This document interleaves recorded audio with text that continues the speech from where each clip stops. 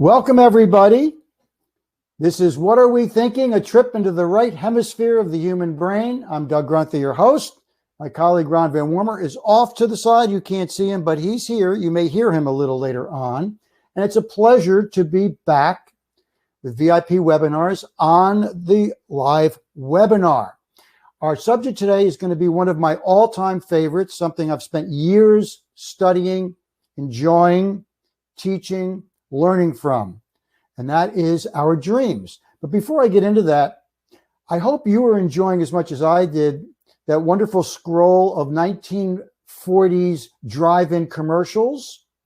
And having watched them, I'm not sure right now whether I should eat popcorn or smoke some old gold cigarettes, but I'll deal with those urges. Maybe I'll have a dream tonight that will give me the answer.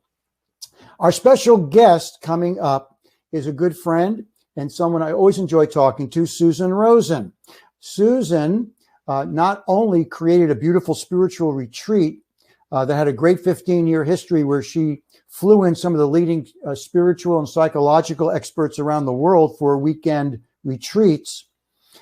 She, as I am, is also certified as a Dreamwork facilitator. And so the conversation you hear is going to be about the magnificent world of dreams. Why do they appear mysterious? What can they teach us? What can we learn from them? And I give Susan one of my big dreams to play with and work with, and she gives me one so that you get to hear some potential ways of dealing with our dreams. A question that is a really good one to ask is, why do we dream? The biggest game that we play is evolution, and evolution is nature's intelligence. So was it just an accident that we dream? No. Usually nature has a reason for giving us a facility. And in this case, we know that on the physiological level, the reason that we dream is this for the same reason that if you have a furnace or a boiler, it has a safety release valve. We know what I'm going to say from laboratory studies, because we now, thanks to computer technology, volunteers can be hooked up with electrodes in sleep labs and have their brains studied while they sleep. So we now know that all of us dream 4 to 6 times every night. Obviously, we don't remember all those dreams. We wouldn't want to. It would be too much information. For people who ask the question, well, I don't remember hardly any of my dreams. How do I remember more of them? I'm going to get into that before our discussion with Susan.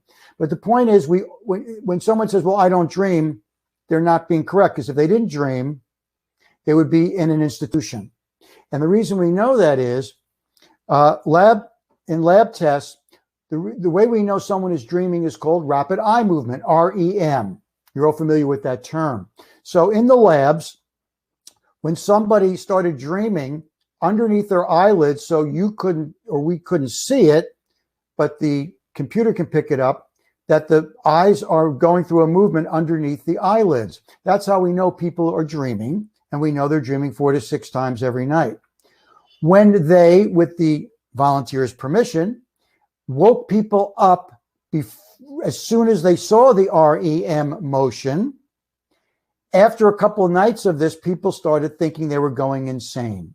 So we know that one of the main purposes that evolution gave us the ability to dream is to just automatically be able to release the stress and pressures that we not only absorb consciously during the day, but unconsciously as well.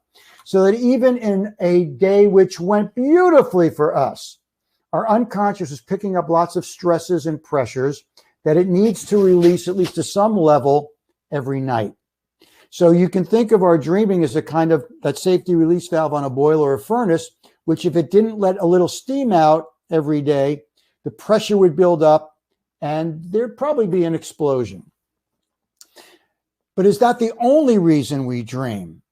Obviously not, because we know from a long history that people, not only has people's lives been changed psychologically by working their dreams, we know for a fact, and it's the place I'm going to start, that many artists have produced some of their most famous art because of dreams. For example, I'll throw this out as a trivia question. One of my former roles as a trivia host. What is the most played song in radio history? It's also the song that's been covered by more musicians than any other. And the answer is Yesterday, which, while the Beatles get credit for it, it was Paul McCartney wrote the song. And he has said in interviews that virtually the entire song came to him in a dream. Not bad. Now, obviously, you have to have some musical talent to turn that dream into what Paul did. But he's not the only example. Robert Louis Stevenson stated categorically that the idea of Dr. Jekyll and Mr. Hyde came to him in a dream. But the dream I want to talk about, one of the favorites of my dream teacher and Susan Rosen, our special guest dream teacher, Dr. Jeremy Taylor, who I'll tell you more about in a little bit. This was one of his favorite dreams because it points to one of the most salient facts we can know about our dreams. And that is, it is often the case that the most powerful dreams in terms of transforming our lives, if we work them, are nightmares. And we'll get into some of the reasons. But here's one of the great examples. You might remember from your history the name Elias Howe. Why is he important? Well, I'm going to guess that everybody watching this webinar right now should be paying homage to Elias Howe, because I'm guessing that you're not watching us naked. If you are, touche. And I'm also guessing that if you do have clothes on, they were not totally handmade. Elias Howe was the inventor of the modern sewing machine. And when this was in the mid-19th century, this was before the Industrial Revolution had really gained steam. And it was the invention of the sewing machine by Elias Howe that in many ways kicked off the entire Industrial Revolution. So it was one of the most impactful inventions ever. And at the time, a lot of people were trying to come up with a really high-functioning, efficient sewing machine because everyone knew if you came up with that, it would have immense value. But there was a part of it that people couldn't quite get. Neither could Elias Howe. And then he had the following dream. He dreamt he was in Africa and he was captured by violent natives, spears, the whole thing. And they captured him and they put him in a big pot and they lit a fire under it to boil the water to kill him. You can imagine this is a fairly scary dream because, as you well know, in the dream, we don't know that we're dreaming unless we're having a lucid dream, which are very rare. And therefore, it was extremely frightening. So frightening that, like as many of us, when we're having a horrible nightmare, we wake up before the nightmare can conclude. But interestingly, when Elias Howe woke up from this horrifying nightmare, and he was literally sweating from it, he remembered something that was curious. The spears of the natives had a hole towards the bottom of the triangle of the sphere. Now, I'm not a seamstress or a sewer, but everyone assumed at the time that the thread should go through, that the hole that goes through that the thread goes through to connect to the sewing machine should go through a hole towards the top of the triangle.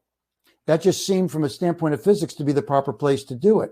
And yet, the point of the sphere in the nightmare looked like the part of the sewing machine they were trying to figure out.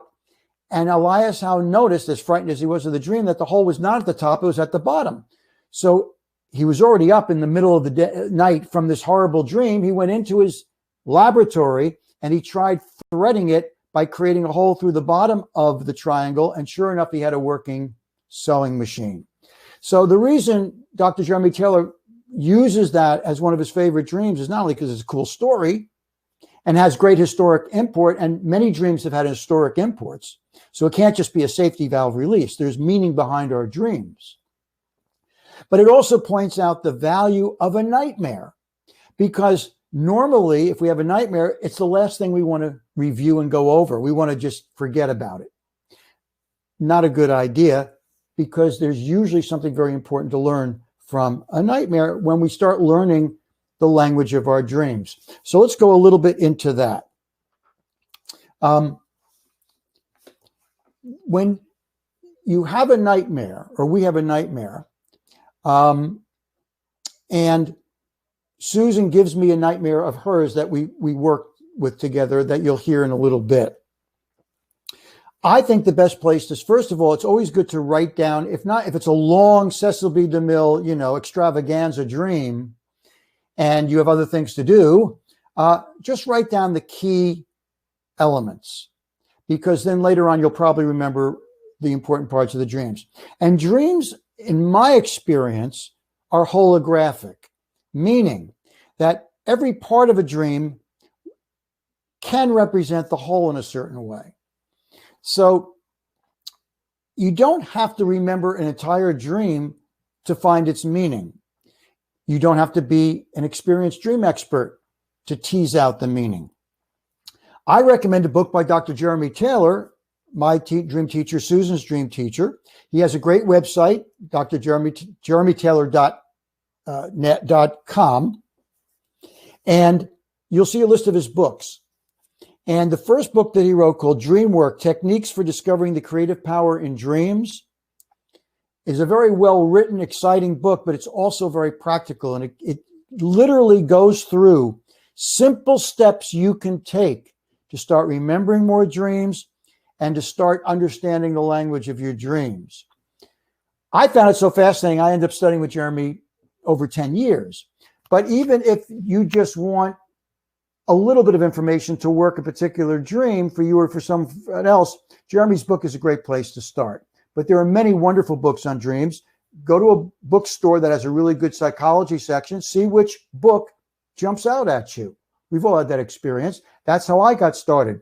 I wanted to learn about dreams. I went to a Woodstock bookstore, which had a great psychology section. And it was Jeremy's book that kind of just seemed to pop out. So again, that book is Dreamwork, Techniques for Discovering the Creative Power in Dreams, Dr. Jeremy Taylor. Wonderful teacher.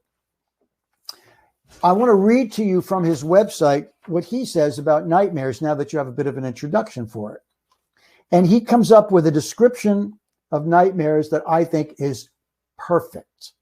He calls nightmares training films for spiritual warriors.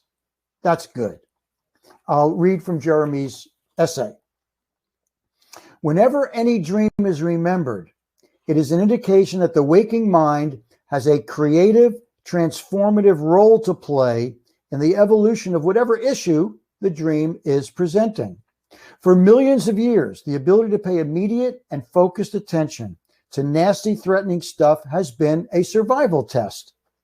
The creatures who pay effective attention to threats tend to survive, and the ones who don't tend not to. In this way, we have been shaped by natural selection to be inherently predisposed to pay attention to ugly, scary, and menacing experiences. Why nightmares are good. As a consequence, when the deep source from which all dreams spring has potentially important information to convey to the waking consciousness, it is very likely to dress that material in the form of a nightmare to get our attention. Now, I have a theory. I can't prove it, but I'm guessing that when we have a real humdinger of a nightmare, that the information in that dream came to us probably a number of times in previous dreams, but we didn't pay attention to it. It didn't grab our attention. And so I believe that our psyche, if it feels we need to know something important, will ratchet up the dream until we can't ignore it. Back to Jeremy. In some cases, the specific creative possibilities proposed by the dream are even more challenging than our immediate experience of the problems themselves. Among those challenging dreams are the really terrible nightmares I call worst-case dreams. Hindu and Buddhist dream workers have understood for centuries that these worst case dreams are deeply associated with the dreamer's spiritual development. It is interesting to note that John Newton, the composer of the hymn Amazing Grace, became an ardent anti-slavery activist because of a nightmare. He dreamt he was seeing all of Europe consumed in a great raging fire while he was the captain of a slave ship. Interesting. Jeremy then has a section called The Magic Mirror That Never Lies. Now, dreams may be puzzling. They may require that we replay them in our mind and think about them, and maybe learn a little bit about dream work and some of the linguistic techniques that dreams tend to use. But dreams do not lie. And we'll get to some of the other basic principles in a second. But Jeremy says, over time, it becomes clear that an even more challenging task is to acknowledge the size and scope of our creative gifts and our ability to transform ourselves in our world. This is a key pivot. It's understandable that if we have a really ugly, horrible dream, we just want to bury it. We have that option. But that doesn't mean the issue has been solved because we buried it under the carpet. It will come back in some form. It might be a dream. It might be an illness. It might be an experience in waking life. But if you keep track of it, it'll come back. So it's worth checking out. And what Jeremy is saying is, and this is an important point, and not all psychologists agree with it, not all psychiatrists dream with it. All I can say is Dr. Jeremy Taylor has found it to be true, and he worked probably over 100,000 dreams in his life in dozens of countries around the world. And I can certainly say from my personal experience that this is true. And that's this. If we can remember a dream, no matter how horrific, we can deal with it. Because if we couldn't deal with it, our psyche would not have allowed it to become conscious. Okay? So there are people who disagree with that, but I am ardently in support of the fact that if we remember a dream, it's worth working. Here are some of the key principles for doing dream work. Almost all of these are Jeremy Taylor's. A couple of them are ones that I added based on my own experience. And one I just enunciated. 1, all dreams come in the service of health and wholeness. 2, if you can remember a dream, you can successfully deal with it. 3, very important, only the dreamer can know the truth of his or her dream. Now, that might put a little caution sign up because you say, well, wait a minute. If only I can really know the meaning of my dream, why would I go to an expert? Because a good psychologist, although let's be honest, most psychiatrists, they're in the business of prescribing drugs. That's just a fact. And quite frankly, I hope you find this to be an exception in your case. Most psychologists are not well versed in dreams anymore. It's a shame. And this gets to the theme of our webinar and the website that it's attached to, the rightbrainnetwork.org. and Left Hemisphere, Right Hemisphere. Because as we've explained in these webinars and on our website, rightbrainnetwork.org, our left hemisphere is great at breaking things down, analyzing them in a rational way. It's great at putting pieces together to get a bigger picture. But the left hemisphere of our brain cannot deal with uncertainty and ambiguity. And it certainly is, if it's going to deal with a dream, it's going to try to come up with a very clear, rational explanation for everything in the dream. Sometimes that's appropriate. Sometimes it isn't. It's the right hemisphere of our brain that is wired to be more imaginative, more creative, more multilingual. And dreams are a different language than our everyday working language. Yes, they get translated up to the right hemisphere of our brain first from the unconscious. The right hemisphere passes it over to the left hemisphere through the corpus callosum in our brain. And the left hemisphere is going to try to figure it out or say, I don't want to deal with this. It's too murky. Our job is to get back in the right hemisphere of the brain, which is much more capable of dealing with ambiguity and creativity and what might at first seem very irrational, but has an underlying important meaning. Because principle number 4 is each symbol in a dream has multiple meanings which have to be considered. It's true if you go to a dream dictionary, and dream dictionaries are great places to start, lousy places to end when working dreams. It's true if you look up water, it'll say water often deals with the emotions. True. But there's a big difference between whether the water was a clear running stream, or was it a stream with a lot of mud in it, or was it a private swimming pool, or was it the ocean? Huge differences. Jeremy wrote a book called When Water Runs Uphill. A subtitle was one of the subtitles, because in the dream world, water doesn't have to behave the way it does in waking life. 6, a short dream fragment can be just as meaningful as a long narrative dream. Okay. Now, while I could state the case that, and if you read the essays I write on the rightbrainnetwork.org, my favorite philosophy within 2 covers of a book is the Tao Te Ching. It's an entire beautiful insight into the workings of the universe in about 90 verses of poetry. But we have been taught to think if a book is thicker, it must be more important. And if a dream is more complicated and is longer, it must have more meaning than a quick, short dream. Don't be fooled. Dreams never come to tell us what we already know. That doesn't mean that when we have a dream, it's not going to remind us of something we already know. Often, this is called day residue in the terminology.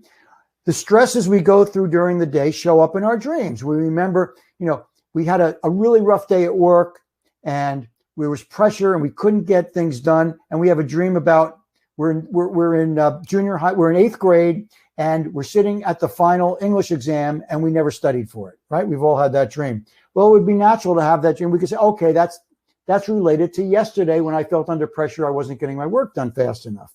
Yes.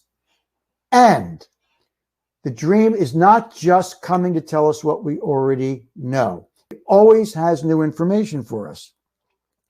Now, let's get back to the point I made before about only the dreamer can know his or her dream. And then we'll get to our special interview with Susan Rosen to talk about dreams in a more dialectic way. When I worked with people with dreams, my job was to say, if this were my dream, this is what it would mean to me. But I would encourage the dreamer to wait for that aha moment, which we've all had, right? We've all had that moment when a bell went off or a little tingling sensation went in our body when we knew something intuitively was right. Well, that's how Dreamwork works. And if we shared a dream with each other, it's going to have different meanings for both of us. The beauty of a dream is it's not only holographic, it's universal on a certain level. So in one sense, the dream that you have, only you could have had. It might have themes that others had, but your particular dream is unique to you. At the same time, every dream you have has some meaning for most people. It might be a totally different meaning. It might be a less important meaning. But that's the holographic beauty of dreams. So if you're working a dream with somebody and they say, well, this is what I think it means, great. That's what it means to them. And that could lead you closer to what it means for you. You'll know by the aha moment. But what you want to avoid when you're telling someone else a dream or someone's telling you a dream is to say, oh, I think this is what your dream means. Before we get to Susan, I want to talk about just one dream experience I had because it shows that dreams, in addition to being a very complex, rich, and interesting language, that dreams have a great sense of humor. A very close friend of mine, when I was starting to study dreams and was very excited about it, his attitude, his father had been a psychiatrist, so maybe that was the reason. He said, that stuff's all overrated. I didn't try to convince him otherwise. We just talked about other things. So I was rather surprised when he gave me a call one night and said, I know this is going to sound weird, but I just had a horrible dream and I really would appreciate some help with it. I was startled because he was a very left hemisphere rational guy. Well, it turned out that he had been having some intense abdominal pain and he didn't like doctors and didn't trust doctors. And his wife was going nuts because she thought he could die. The pain was so intense. He couldn't get out of bed and he refused to go to the doctor. And he had this dream, so I came over. The dream was very short. In the dream, he's at a resort, not a place he's familiar with, and he knows it's a resort, and he's having dinner, and he's finishing his meal, and he gets the bill, and he gets up to go to his room to sleep because he's tired. He walks down the hall, and he notices that none of the doors to the bedrooms have numbers on them. And so he has no idea which is his room. And he wakes up agitated. Well, I felt pressure because obviously this was a very important dream. And when he said it to me, I didn't know what it meant. So what I did was I treated it like a story, and I just started at the beginning and just started talking. And the first thing that came to me was, isn't it interesting that in the dream, you as the dreamer had enjoyed a meal, when in fact, you have a horrible intestinal issue. So the first thing I said was, if this were my dream, the dream's coming to tell me that there's a solution. Okay? Otherwise, why would I have enjoyed a meal?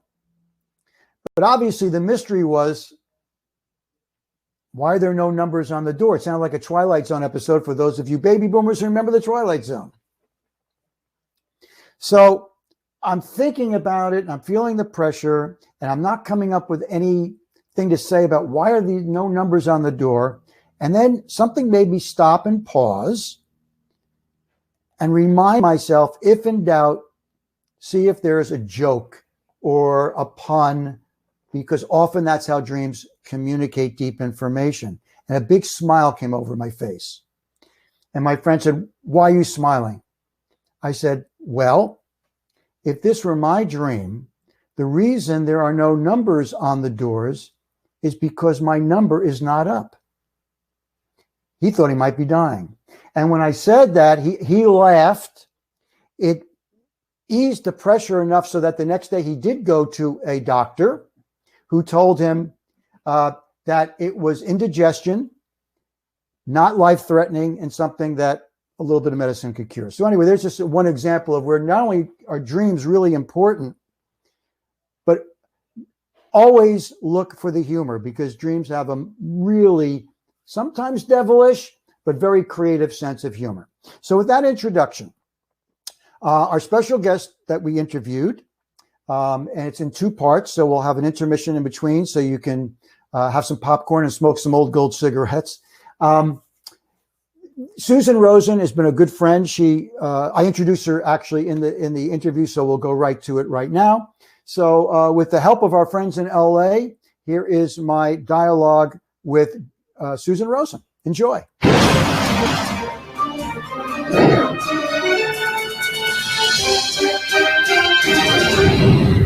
I'm very pleased to bring in a good friend and a wonderful dream worker, Susan Rosen. Susan's the founder of Miriam's Well, a wonderful retreat center that had a great history in Saugerties, New York. She's a certified Dreamwork facilitator and produced dozens of wonderful retreats with one of the great teachers who ever taught dreams, Dr. Jeremy Taylor. Susan, good afternoon. Good afternoon, Doug. How did Miriam's Well start?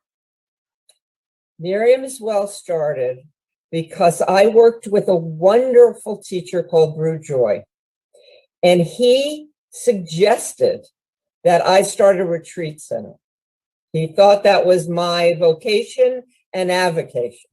And so in Saugerties, we had this lovely big property where we built a yurt and decided to bring wonderful presenters, poets, and terrific people to share the space with us so that we could learn and join with each other to find out what the hell we're doing in the world, who we are, and what is it we can learn from each other. Not just the teachers, but what can the teachers learn from us as well. So we invited some wonderful people. We had tops maybe 50 at my home in Saugerties, but then we used to rent bigger spaces for bigger workshops. So we've done up to 200 people as well. And well, that's how it started. Let's go back to the yurt, because not everybody knows what a yurt is. And I didn't know what a yurt was until I started hanging out in yours. Yeah. It's a Mongolian kind of a... Yeah, it's a round tent-like structure that the Mongolians, among other people, I guess, use to move from place to place. So they're nomads. And a yurt is round with the top is open, and that's where they put their fire so that the smoke would come up from there. I, on the other hand, had a Jewish yurt, which had heat, it had air conditioning, it was carpeted, it was very comfortable. And it was catered. Yeah, and it was catered. So we had lovely, we could sit on the floor, we could sit in chairs. We were all very comfortable in the yurt. Now, when did you first come in contact with Dr. Jeremy Taylor? So I came in contact with Jeremy from Matthew Fox. Matthew came to Miriam's Well. Explain who Matthew Fox is for those who don't know. Matthew Fox is another wonderful teacher. He originally, I believe, was from Chicago and was a Catholic priest. And Ratzinger, who became the Pope, fired him for various reasons, which Matthew was very happy about. And so he became an Episcopal priest and a teacher and started this wonderful, retreat center in California called Creation Spirituality. It has since morphed into other things. But he was a wonderful teacher, incredibly intelligent man. And he, was a workshop person, and he used to go from place to place. He ended up at Miriam's Well. We loved him. And he invited us out to California, to Oakland, to Creation Spirituality for a week to experience what he was doing. He was giving people doctorates in ministry. And so we went, and one of the people teaching that week was Jeremy Taylor. And that's the first time I met him. He was doing Dreamwork, and I loved it. I had done Dreamwork before with my previous teacher, Brew Joy, but I loved how Jeremy was doing it. And that's how I met him. Now, I'm thinking I spent at least 40 weekends in your yurt. Yes. With the Dream Group, with Jeremy, you would fly him in from California. Mm-hmm. Jeremy was one of the co-founders of the International Association for the Study of Dreams. This project and this webinar about, diving into the right hemisphere of the brain, and certainly dreams are related to the right hemisphere, but so are what I call integral thinkers. And Jeremy certainly was. He was a universalist Unitarian minister, which means he was open to all spiritual insights. He was an extremely well-read person. And obviously was very influenced by Carl Jung, but he brought in all sorts of different levels of dreaming. And that's what made it so fascinating. When we would spend time in the yurt, it was almost like we were in a trance. Is there a particular dream or a particular incident from the many retreat weekends we did with Jeremy that come to mind? As he shared, not a particular dream, but his experience in the particular year that we were in, or period that we were in, as he shared what he learned from dreamers across the world, because he worked universally. He worked in Korea, he worked in Europe. And when he shared the themes of dreams that human beings were having, both collectively and personally, there were themes to what was going on. And we could match those themes to our own personal responses to the dream and also collectively. So what I loved about him was he gave me an opportunity to widen my vision and my scope about what Dreamwork really was about. That he conducted them the same way, group projective dream work. So it wasn't necessarily one-on-one, although he worked like that. If you wanted to work with him personally, you could. But it was all of us projecting onto someone's dream and hearing it and projecting onto it as if it were our dream, as if it were my dream. And that was the theme of what he did. Doing that taught me to look at dreams totally differently, that they were universal, that they were personal, and that they were collective and transpersonal. So the information that was coming through somebody's unconscious was also our own unconscious, and we could share that space together. So that's what I really loved about it. Whether it was about, somebody's personal experience, it was also my experience. It was also our experience. I could relate to it as if it were a story that meant something to me. And then I learned about how I project onto almost everything that there is, because it's all coming through my experience of life. Being able to take back my own projections allows me to enter into a different state of consciousness where I'm beyond the personal. That's really helpful. And I remember an experience that speaks to that. I don't remember whose dream we were working. And it's true, what you say almost sounds like a contradiction, but so do most deep spiritual truths, that anyone listening to us who has a dream, that dream is unique to that person. No one else could have exactly that dream. And at the same time, there is a collective, universal aspect to every dream. And I remember we were deep into a dream. There were about 35 of us, and we would take turns projecting on the dream after the dreamer read the dream. And Jeremy would often just sit back and let us go at it. And then he would come in with some wise, insight. So he came in and he said something to the effect of, because he could feel as we were feeling that we were so deep into this dream that something almost deeper was happening. And he said, you know why these dreams are so powerful? They're not just ours. They're our parents, our grandparents, their parents, all the way back through evolution.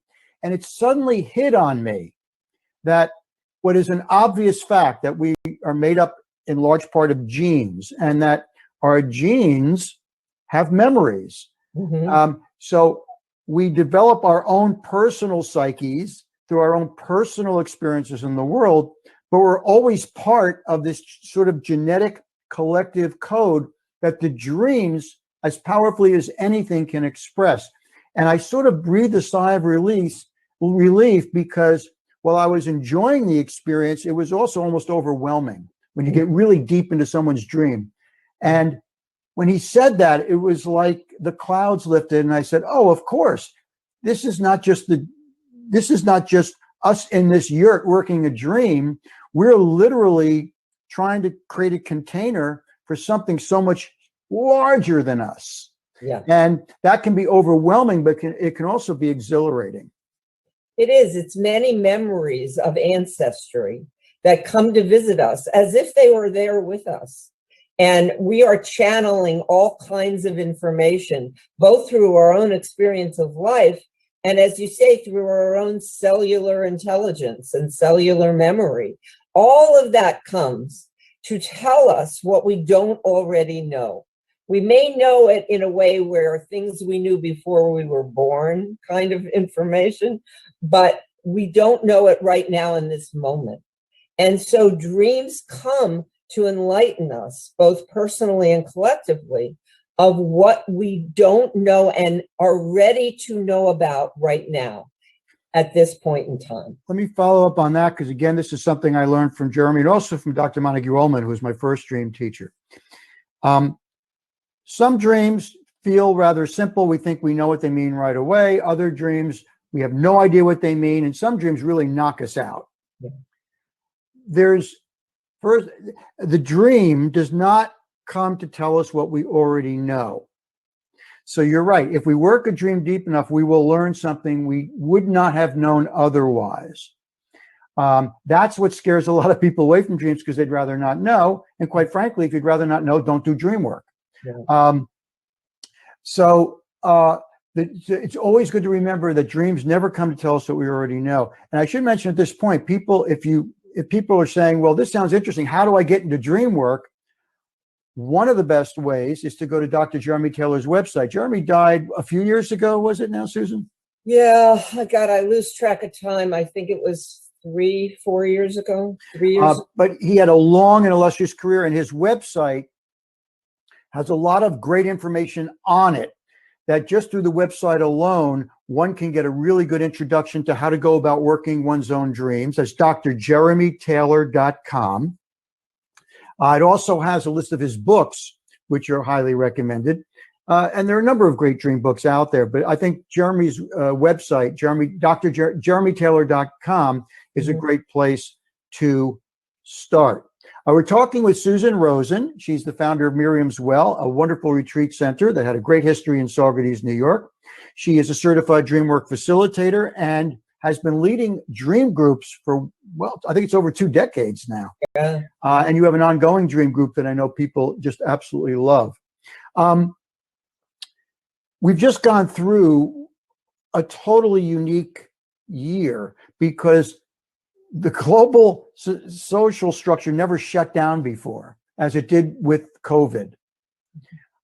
Having said that, dreams are both totally personal. Every dream we have is unique to us. At the same time, it connects to something more collective or universal. In the dream group that you do, you've been obviously been doing it virtually for most of the past year. In your dream group, the dreams, how have they expressed, or what has come out of them that was different that you would connect to the fact that we were isolated and locked down and in a lot of fear over this virus? Yeah, it's very true that the dreams come to show us what it is that we need to know that we don't know, but they also reiterate at a deeper view what's really going on inside of us. So it's illuminating our consciousness and our experience. I think there are people right now, I know there are people right now who are keeping track of all the pandemic dreams. And not all of them, but as many as they can. You know, one thing I miss about Jeremy, especially right now, is he would give us a whole universal take on this. Mm-hmm. But when people, there are a lot of symbols that show up in dreams, archetypal symbols or just regular symbols that show up in terms of fear, in terms of isolation, in terms of people not knowing what's going to happen next and the fear of that and the lack of being together, the lack of touching each other, the lack of what we used to love in the yurt is that we were all together. You know, we hugged each other. We did all that wonderful stuff. We haven't been able to do that. We've done it on Zoom, but it's a whole different thing. Somehow, I believe that opens up new neural pathways for us. And what happens with that is our dreams will use that to build more information for us, the new neural pathways. Now, I can't prove that because I'm not a neurologist. Mm-hmm. However, the experience I've had through the dreams that we've shared are all about terrible things happening or what people might call nightmares. And Jeremy used to say, nightmares come to illuminate us, to teach us something that we really need to know. And they're coming to, not to say, as he used to say, na boo boo, I want to hurt you. Mm-hmm. But here's something that you can tolerate right now. and that you need to know about, and that will make you a grander human being. You will have more insight into humanity and into how we can treat each other better. So we do about 3 dreams in every session, and we always look at how they come together and how they parrot each other. And that's not because I picked out the dreams. That's because that's what happens in Dreamwork. We see all the incidences where we can see patterns. And I would also say that we can see that in our own lives as well.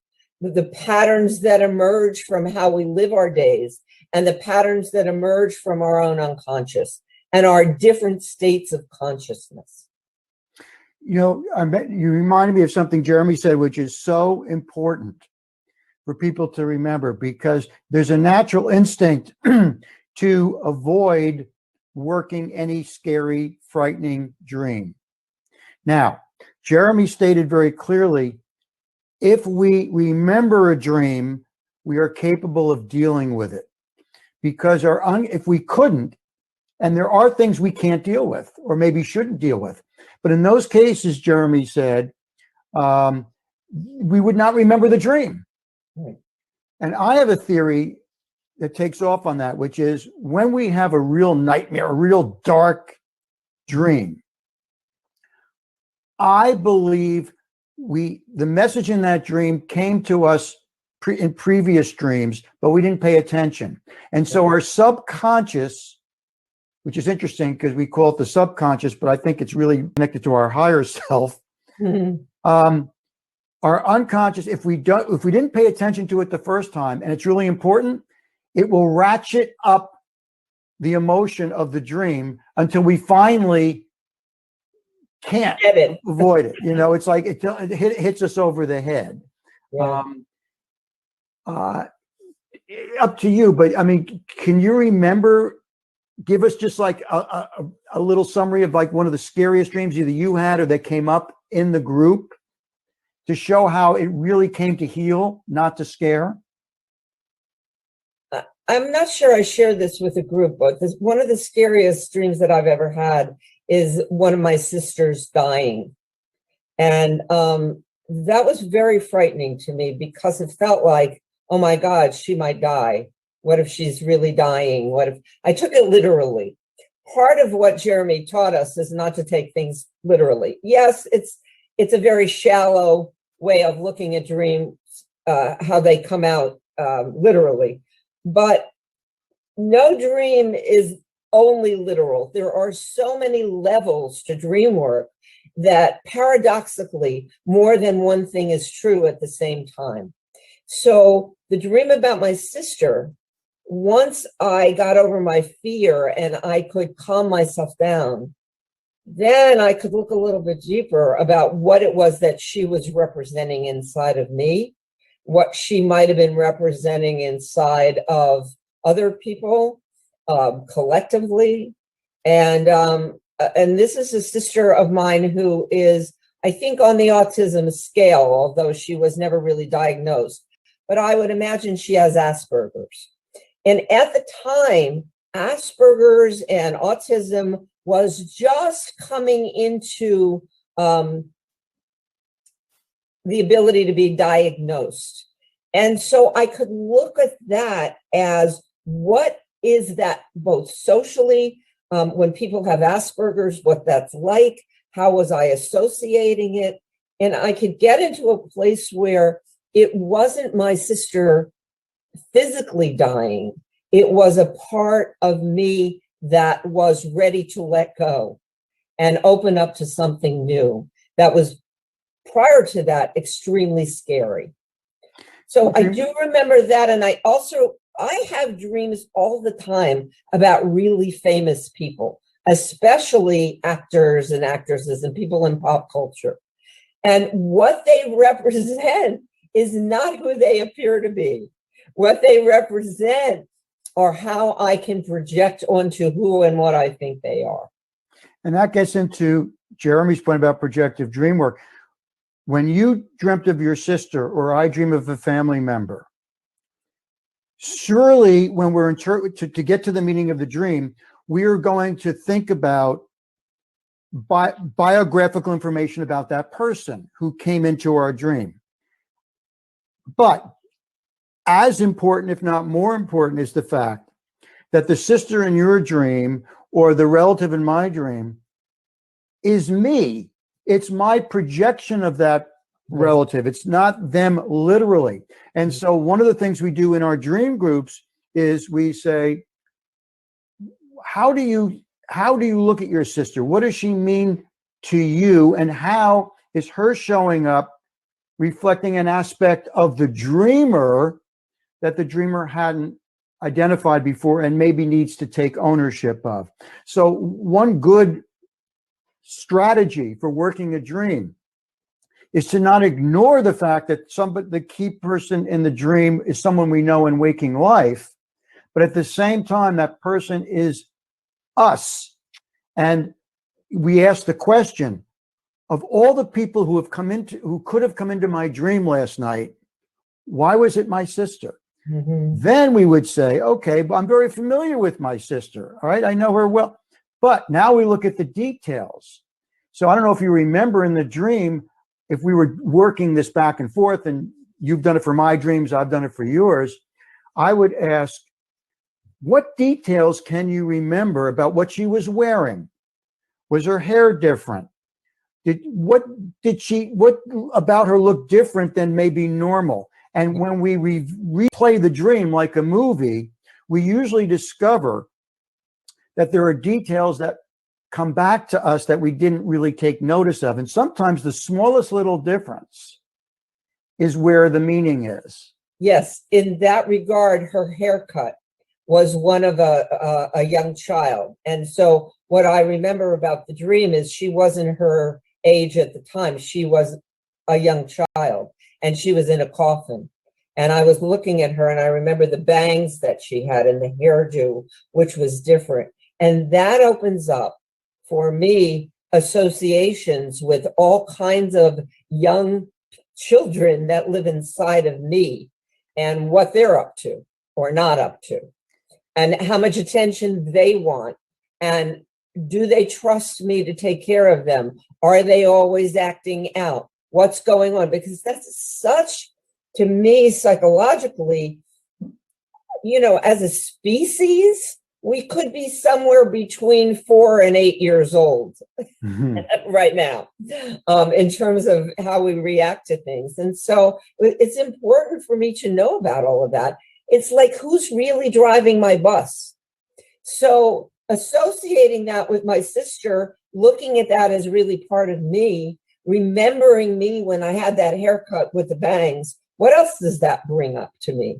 What other associations can I make that's going to lead me down a path of understanding and being in relationship to those parts of myself that I've totally ignored, but are in there screaming at me, pay attention.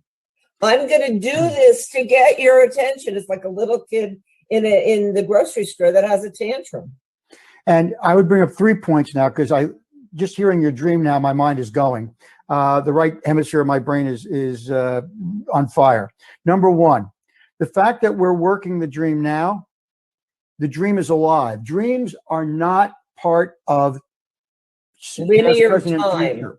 If somebody brings up a dream in a dream group or one-on-one that they had 20 years ago, but for some reason they want to bring it up now, that dream is on the table now and represents the part of our psyche that still wants to learn now. It's not stuck in the past.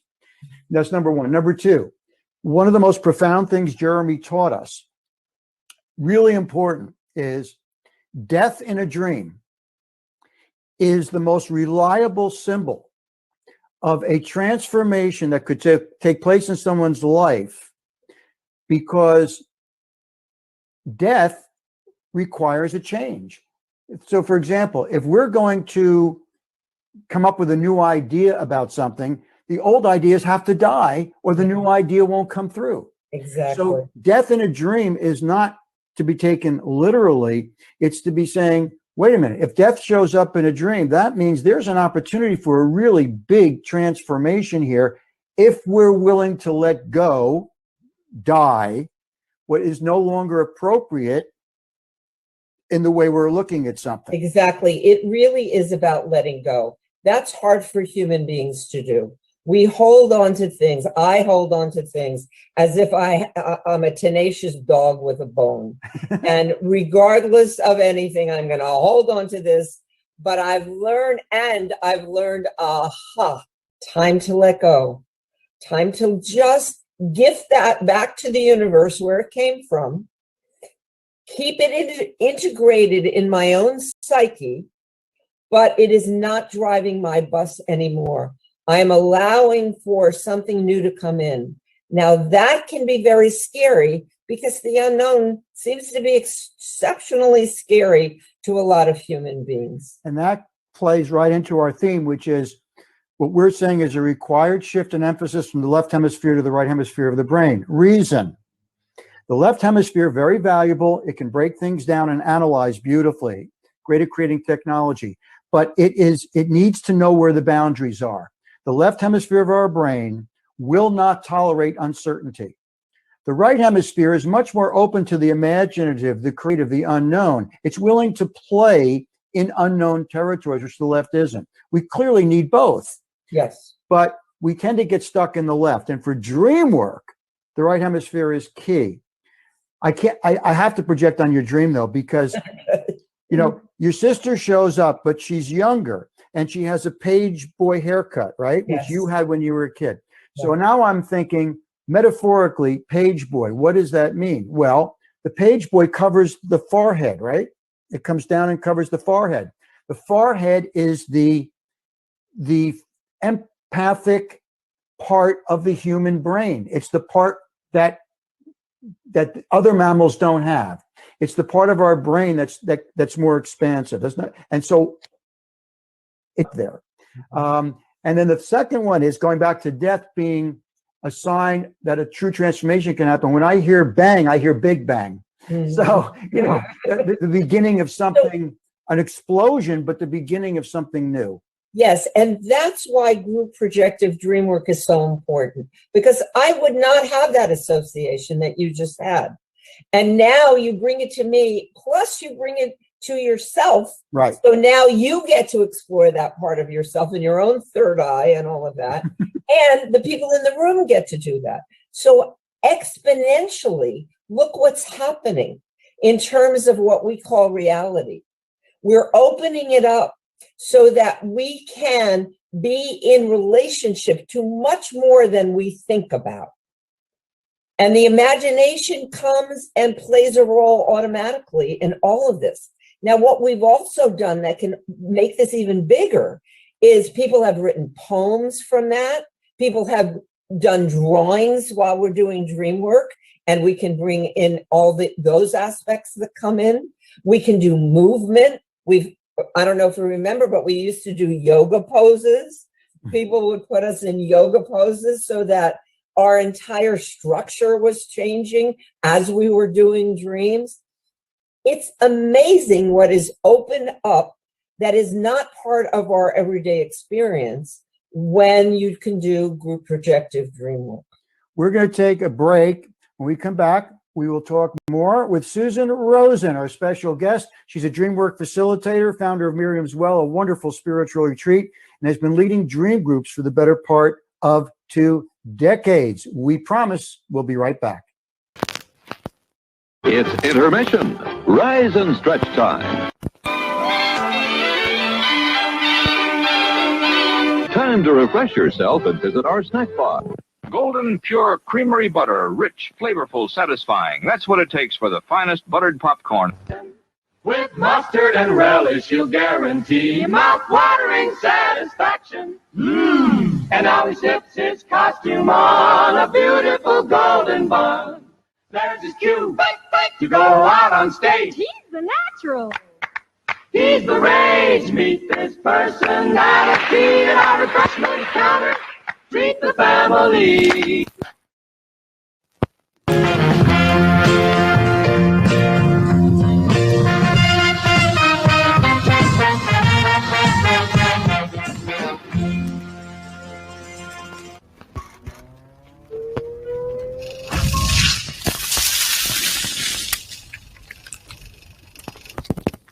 hope you'll make this a weekly visit. There are always wonderful new pictures to see, delightful snacks to nibble, a gay, pleasant evening for all.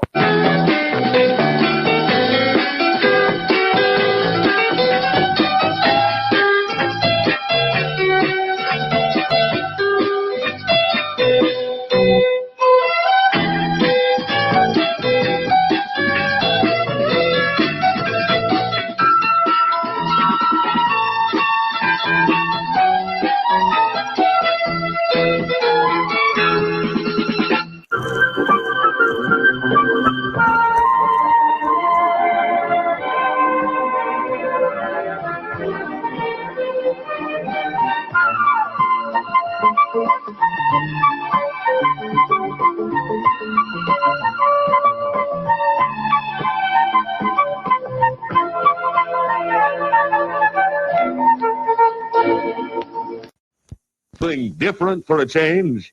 Then try the perfect refreshment. Eat every bit of the juicy goodness of Chili Dilly. How about trying one right now? Mouth-watering Chili Dillies. 1 minute left to top off the evening with a treat from our snack bar. Still time if you hurry. Last call for refreshments, folks. Go right this second to get something good to eat and drink to enjoy now or during the rest of the show. The finest quality ingredients are in the fixins of the delicious foods you'll find waiting to tempt your appetite at the snack bar. Extra special good hamburgers, wonderful donuts, ice-cold thirst-quenching drinks. Pizza generously sliced, steaming hot, fresh coffee, ice cream in many flavors. We hope you're enjoying your visit here this evening. Now, on with the show. The right hemisphere, because the unconscious, as it percolates up in the dream, in the theta brainwave state, first goes into the right hemisphere. The left hemisphere of our brain, important, will analyze it, try to understandable. That's fine. But then we have to bring it back to the right hemisphere, which has a much better facility for imagination, creativity, expansion, and for playing in areas that are the unknown. Dreams are so powerful because they're speaking a language of the unknown. But if we remember a dream, according to our teacher, Dr. Jeremy Taylor, then we can deal with it, no matter how complicated it is. So since you were kind enough to provide me with a dream to project on, I'll give you one to play with. Go for it. And this was one I had many years ago, but I still go over it. It's nighttime. I'm out in the country somewhere. I'm not familiar with the area, but I'm walking. It's pitch black, except there's a very, very bright full moon. And as I pass a cabin, I can hear there's like a party going on. So I go up and I peek through the window, and people are in there having a good time. But I get this message in my head: this is not for you. Keep walking. So I keep walking down the path, and this dog comes out, and it's a dog that I know from Waking Life, who is one of my best friends, Cocker Spaniels. And she leads me along the path to this house that's up a little hill. And I walk up and I open the front door, and there are 8 newborn puppies writhing at the doorstep. And I'm going, where's the mother? Where's the father? What's going on? And off to the left, I see 2 adult dogs who want nothing to do with these puppies. And suddenly I'm thinking, is this my responsibility? What am I going to do with these 8 newborn puppies? I then look to my right, and there's through a room, and I walk over, and almost the entire room is filled with a giant spider with a dog's head that was made purely of light. End of dream.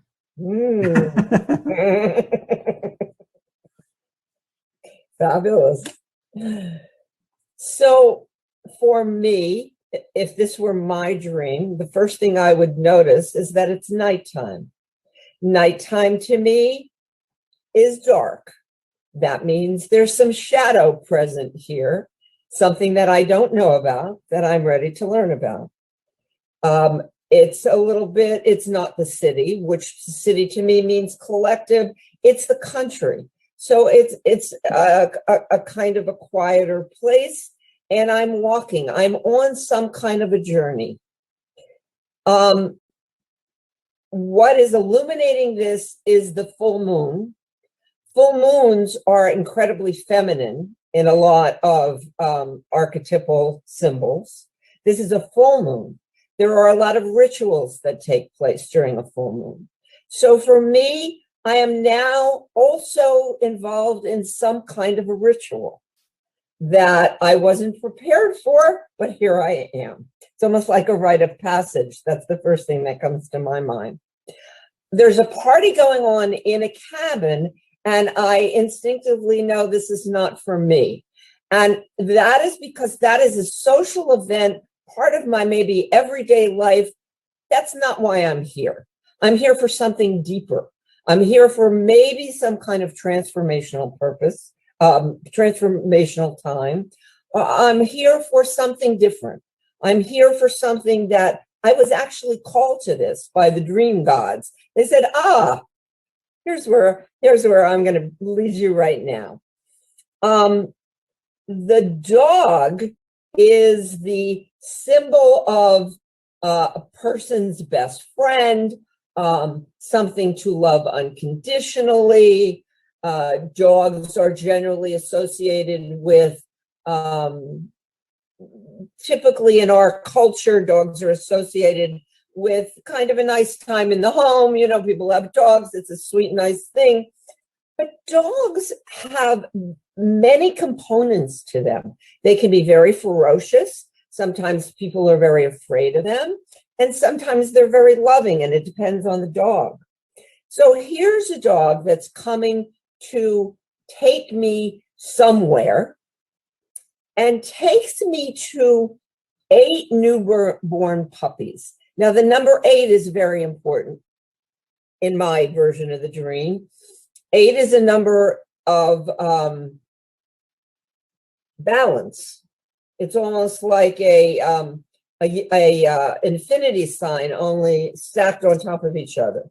So there's something here about finding some kind of balance in the 8 puppies, but it's brand new because they're puppies, they're young. So it's a brand new experience that I am coming into contact with. The first thing I think of is, wait a minute, where are the parents? I don't want to take care of this. This is something that I've disowned. This is where the shadow comes in for me in the nighttime. And I'm looking at my responsibility and my respondability. And now I'm ready to encounter this spider, which is a huge symbol in all kinds of cultures. The fact that there's animals here, the fact that it's an arachnoid, the fact that it's an insect, the fact that it's more than a human being, all of these things are now coming into my ritual.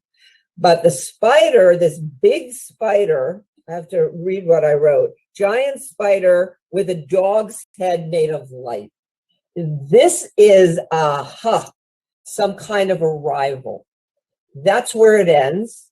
That leaves me with, this is what I have to experience in this moment of time. As I close my eyes and I imagine myself with this spider, which is a little frightening to me, something that in my experience of life has been, could really hurt me in some way. But here it is with a dog's head of light. What is that light about? What is that enlightenment about? So for me, this dream is reminding me that I am still on the same journey that I was on when I first had the dream. And it isn't something that has left me yet in linear time. In non-linear time, it's doing its thing as it's always done and as it always will do. And so my relationship to the spider may be very different than somebody else who might project onto this dream and their relationship to the spider. But because it's a journey of new life, because it's a journey of I'm being led by something else, because it's a journey, what is it that I'm feeling inside in this moment of time? And where is it taking me? So that's where I would start. And then I would go from there. Yeah, just to be clear, because that image is not a usual image, the entire spider was pure light. Oh, the spider was the entire light. spider was pure Okay. light, Okay. and it had a dog's head. Okay. And so, as you pointed out, there's so many dogs in this dream. It's like the dream saying, if you don't deal with what the symbol of the dog is, you ain't coming close. Yeah. And also the juxtaposition for me of it started out in nighttime and it ended up in light. So those two things juxtapose and the paradox of that. What does that mean? Because light isn't only a good thing. Light can be a bright projection, a bright shadow projection, which means something that I think of, I have some kind of relationship to where I admire it, or, you know, I think of it as some kind of an idol. And as it turns out, that's a bright projection on something that I'm not looking at in a whole way. I like the light. People generally like light better than dark. And I'm learning to understand, just like the 8, that it's a balance of both. So there's something for me that wants to continually come into balance here. And the way I can do it is by entering into this light again. So I would, you're good at this, you bring this up all the time. I would imagine myself entering into this place again with the spider and all of this light. And what is it? What, you know, in Judaism, people who enter the Holy of Holies, which is supposedly just light, most of the time can't tolerate it and die. Only certain people are allowed in the Holy of Holies, you know, people who are well practiced, because we can't take that much light. We can't, it just makes us float away. So there's something about entering into some kind of a sacred space that I've entered into in this dream that is still very important for me in my life right now. And as you're speaking, and I'm saying, well, why did I bring this dream up now? Well, one could say there's a very practical left hemisphere reason. You're interviewing someone about dreams and you just offered a dream. But why this one? Yeah. And I don't know all the answers to that. But as I hear you project on my dream, I think, whoa, right now, well, when this recording is being played during our webinar, we are literally on the World Wide Web. The web of the spider. You know, and I agree with you. I champion the World Wide Web. I honestly believe, there's a part of me that believes the World Wide Web is what will usher in the next renaissance once we get through all the fake news and the chaos, etc. And I'm probably overly optimistic that way, you know. Yes. On the other hand, that spider of pure light had a dog's head. And for me, what resonates, and when we work dreams, we can feel when we hit the truth of a dream. You're not going to have to guess. You're going to feel it. Your body's going to reverberate in a way. It's very clear to me that while I'm taking your advice seriously, that don't get too enthralled with the light. It can blind you. That work with properly, it is an ally, because the dog is the human being's best friend. The relationship between dog and human has an interesting history, right? The dog was originally the wolf, and it made, on some level that we don't know, because nature is more intelligent than we are, at some level, the wolf made a deal with the human and said, in exchange for you feeding me, giving me shelter, I will come out of the wild and I will be domesticated and be your best ally. Your companion. And your companion. And so the fact that there was a dog. If that dog's head wasn't on that spider, I think I'd have a very different relationship. I think so too. And also the head, it's a dog's head, and the head itself. What is in our heads? A whole bunch of stuff. A whole bunch of stuff is in there. And so how do I integrate all of this, from the dream? I mean, this is a dream that I've had before, and there's integration that still needs to take place in it. So how do I? For me, it's going into active imagination and imagining myself in this situation. It's like an actor who goes in and plays a part. I can't go in and pretend. I really have to enter into it. It has to be a full part of me. So I'm entering into this space where I walk in. Now, let me tell you something. 10 years ago, if I had heard this dream, I would have felt very differently about it than I do now, after I've done a lot of dream work and a lot of psychological and spiritual work on myself. Now I'm able to hold in my own psyche a lot more than I could have then. It brings up a phrase that keeps coming up in the essays I'm writing on our rightbrainnetwork.org website, which also has the webinars, which came from Robert Thurman, our first webinar guest, the great Buddhist teacher. And I was trying to find a statement of Bob's that would connect with the right hemisphere of the brain, and I found a quote of his that wisdom is tolerance of cognitive dissonance.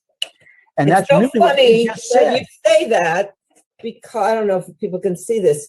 You and I had a conversation the other day. That's exactly what I wrote down. It was so profound to me. Wisdom is tolerance of cognitive dissonance. I wrote down that very sentence that you stated. Well, because you just stated it actually in a better way, which is that to do dream work or any kind of right hemisphere, deep spiritual, depth psychological work, we're required to hold at the same time perceptions, feelings, emotions, insights that contradict each other. Yes. And by holding them, if we're fortunate, that discomfort will turn into an insight we couldn't have had any other way. Yes, a third thing comes about, which is the growth of holding both, which is the growth of paradox. And when you talk about a new paradigm, and you talk about a new renaissance, and you talk about what's coming next, to me, paradox plays a big part of it. The ability to hold, it's not an either or, it's a both and. And I feel very strongly from the dreams that I've heard, especially in the last months from the pandemic, that it is allowing us to hold both and. How can I want to be alive, want to grow, want to do everything if all this horrible stuff is going on in the world that scares me and I might die? So how can I hold all of this without a need for an outcome? Just be in some kind of relationship to it. I don't think it was Jeremy. I think maybe it was Brew, but I'm not sure who taught me this exercise of holding both ends at the same time. Something that I love versus something that I really cannot stand. And holding both of those in my body. How do I hold being nauseated and in love at the same time? That practice is a wonderful thing to do. We used to do it with George Bush because we hated him. Now we would probably hold him in love and hold Trump in hate. So it's funny how those things switch. But to hold someone that I love and someone that I really disagree with and can't stand at the same time allows me to form different opinions and find in the one I love something that is not so great, and finding in somebody that I hate something that is really there that I can relate to. And also understanding that the wisest human being on the planet is still projecting. So that when we hold someone we love and something we can't stand at the same time, we think that we're being objective about those two people, and we can't be. We only see them through our own limited world experience. And the exercise you're talking about, or Robert Thurman's brilliant insight that wisdom is the tolerance of cognitive dissonance, is to first admit and then work with the fact that greater truths only arrive by understanding our own limitations on how we perceive things. So, and I've never in my life, and I've tried many things, many of which I've appreciated, but nothing's been more powerful than Dreamwork at opening these doors, because they're great stories, right? It's not a dry textbook saying, here's an exercise I want you to do. Right. Okay. Right. I mean, I have friends who spend, weekend workshops at Zen monasteries where, they can't eat for 24 hours and they get beat on the shoulder if they don't sit properly. If that works for you, great. I'll stick with the dreams because they're great stories and they have so much to teach us. It's true. There's so much involved in dream work. And it isn't only something that I would bring to a therapist and say to the therapist, tell me what this means about me. Mm-hmm. That almost seems boring to me at this stage of development in dream work. It's how enlivened am I by hearing this dream? Because it comes from the mystery. It comes from what I don't know. It comes from mystery that is called life. Life goes on. There is a next moment. The fact that there's a next moment is miraculous to me. How does that happen? What is that? Who is that? How I'm part of that and how I get to play in that arena gives me the ability to be in relationship to things that are really difficult and challenging. We all have that. It's good practice. And it's also playful and fun. Dream groups, there's a lot of laughter, there's a lot of surprise, and some great stories. Well, Susan, I just as soon talk to you as anybody else on the planet. It's always interesting, and I appreciate you spending time with us here at What Are We Thinking, and hope you'll come back and join us another time. I would love to. Thank you. Good luck with the whole thing. It's wonderful what you're doing. You are enlightening people. You're teaching them about their right brain and their left brain so they know the difference. And I think that's wonderful. All right. Well, I'll see you along the path, along with the Cocker Spaniel. I will, with the spider in light. Take care, my dear. And we're back. My good friend and colleague, Susan Rosen. Always a pleasure to hear her wisdom about dreams. I'm having a laugh with my colleague, Ron, beside me, because Susan and I were talking about paradox, and you can't get into the perennial philosophy and the great spiritual teachers, whoever your favorite is, without encountering paradox. And I started laughing because there's a great scene in a Marx Brothers movie. I'm forgetting which one it is. I think it's Horse Feathers, but I can't swear to it. But Groucho says to Harpo, who would wear those long trench coats, you can't hold the candle at both ends. And Harpo pulls out of his trench coat a candle burning at both ends. So Harpo is maybe one of the few people who could really hold a paradox. At any rate, this is What Are We Thinking? A trip into the right hemisphere of the human brain. We do this every third Wednesday. And we also recommend you go to our website, rightbrainnetwork.org. You will find information about upcoming webinars. You will find essays that I'm writing to extrapolate more information about the right hemisphere of our brain. You'll find, we just started a links page where we're going to start putting in links to websites you can explore that really celebrate the right hemisphere of the human brain. And I'm sure we'll come up with some other surprises. This is a real treat to be on the World Wide Web with that giant web enlightened spider. And we're happy that you joined us today, and hope you'll join us in 4 weeks. And now, folks, it's time to say goodnight. We sincerely appreciate your patronage and hope we've succeeded in bringing you an enjoyable evening of entertainment. Please drive home carefully and come back again soon. Good night.